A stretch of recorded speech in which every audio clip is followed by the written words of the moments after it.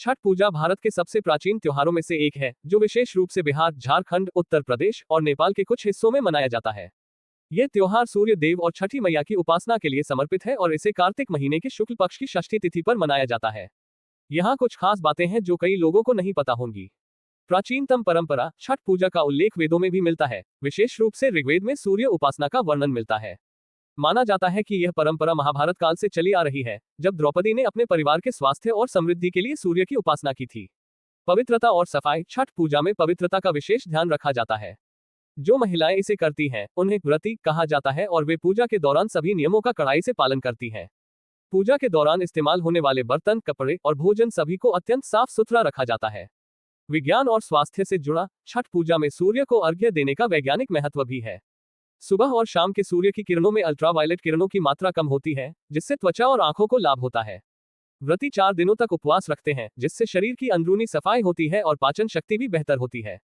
प्रसाद का महत्व छठ पूजा में प्रसाद बनाने की खास परंपरा होती है।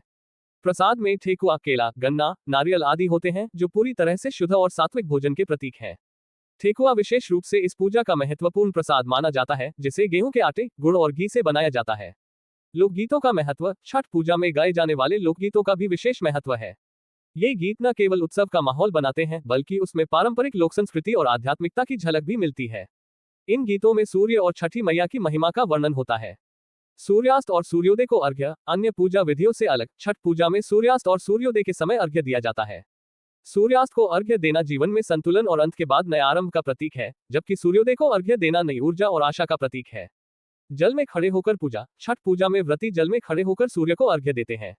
इसका कारण यह है कि जल सूर्य की किरणों को अधिक प्रभावी तरीके से परावर्तित करता है, जिससे सकारात्मक ऊर्जा मिलती है।